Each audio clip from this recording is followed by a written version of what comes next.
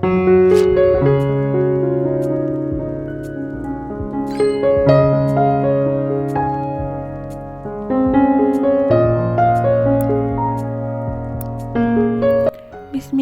রহমানির রহিম। সকালের নাস্তা দিয়ে আজকের এই ভিডিওটি শুরু করছি।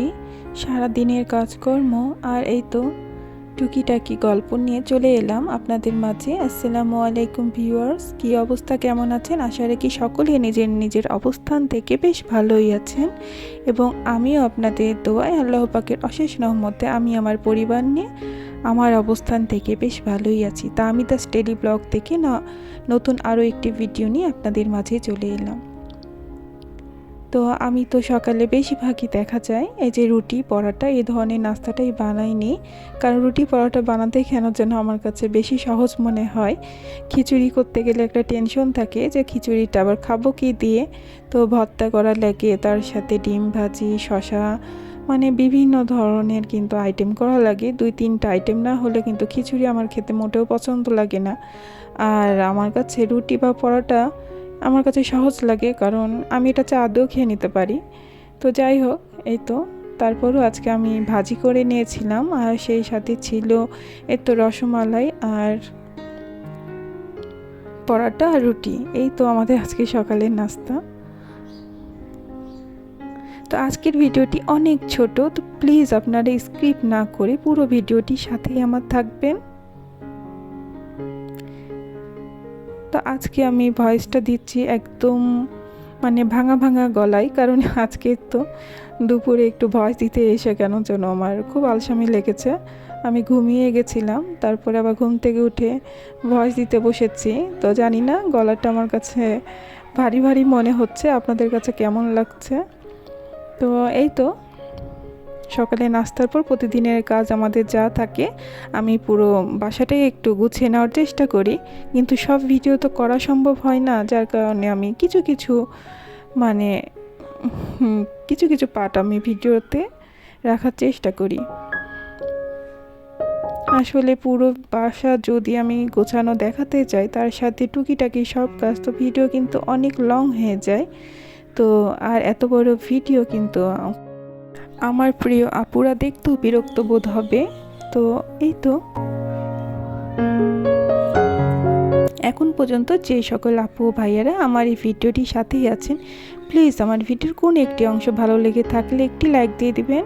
আর এই ধরনের ভিডিও যদি আপনারা সবসময় পেতে চান, তো আমার এই ছোট্ট চ্যানেলকে সাবস্ক্রাইব করে আমার চ্যানেলের অংশ হয়ে যেতে পারেন। আর এই ধরনের ভিডিও যদি আপনারা সবসময় দেখতে চান, তো প্লিজ আমার চ্যানেলটিকে একটু ভিজিট করে আসতে পারেন। যদি এই কাজগুলো আপনি অলরেডি করে থেকেছেন, তো আপনাকে জানাই অসংখ্য ধন্যবাদ ও মন থেকে দোয়া।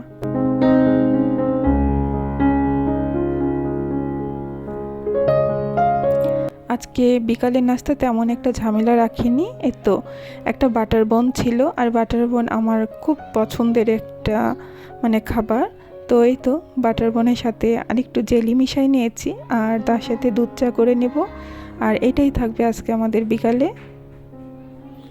প্রতিদিন কিন্তু 3 বেলায় রান্নাঘরে যেতে খুব বিরক্ত লাগে, তো যার কারণে মাঝে মধ্যে কিন্তু এরকম রেডিমেড নাস্তা দিয়েও কিন্তু আমরা বিকালে নাস্তা পার করে দিই আর কি।